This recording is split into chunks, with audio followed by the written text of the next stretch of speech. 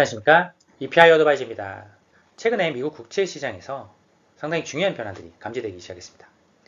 최근 1년 사이에서 미국 국채 시장에서 비관적인 시나리오를 얘기하던 분들은 어느새 조용해졌고요.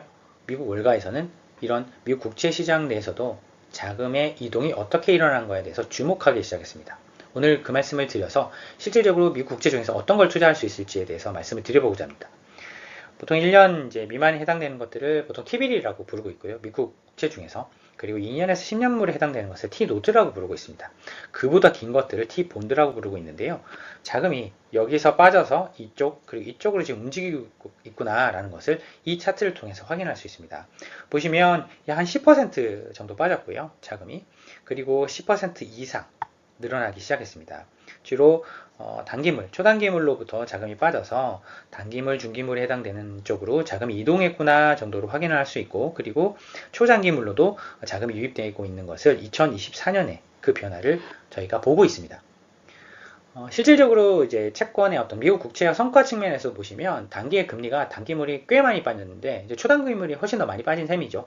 그런데도 불구하고 만기 효과 때문에 아무래도 장기물에 비해서 단기물의 성과는 미미했습니다. 반대로 이제 초장기물들의 채권 가격의 폭락은 거의 30-40%에 해당됐기 때문에 단기적으로 그 비관적인 시나리오에 따르면 사실 이제 이번에 채권 가격 상승이 만약에 본격적이다라고 한다면 그 부분들이 오히려 30-40% 폭락한 것들이 회복되는 어떤 사이클에 진입했다라고 볼 수도 있을 것 같습니다.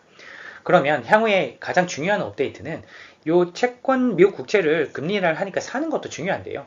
어떤 걸 살 것이냐, 그리고 어떤 ETF들을 활용하면 좋을 것이냐에 해당되는 부분을 간단히 요약을 하면 BR과 그리고 SHV와 같은 이런 단기물 ETF로부터 한 중기물에 해당되는 IEI나 SHY로 자금이 이동되고 있다. 그런 부분을 염두에 두고 사실 이제 어느 정도 미국 국채에 임하면 좋을 것 같은데, 만약에 여기에 경기 하락 변수, 금융위기 변수 이런 것들이 대입된다라고 한다면 초장기물로 T본드에 해당되는 초장기물로 자금이 이동할 것이다. 유명한 TLT나 이런 쪽으로 자금이 이동하게 되겠죠. 그러면 저희는 오늘 말씀드렸던 미국 국채에 투자하는 그림에 대해서는 모두가 동의하지만 어떤 걸 살 것이냐에 해당되는 부분은 이런 금리의 변화폭 그리고 자금의 이동 경로 이런 것들이 중요하기 때문에 그런 부분들은 저희가 꾸준히 업데이트해서 공유드리도록 하겠습니다. 감사합니다. EPI 어드바이저였습니다.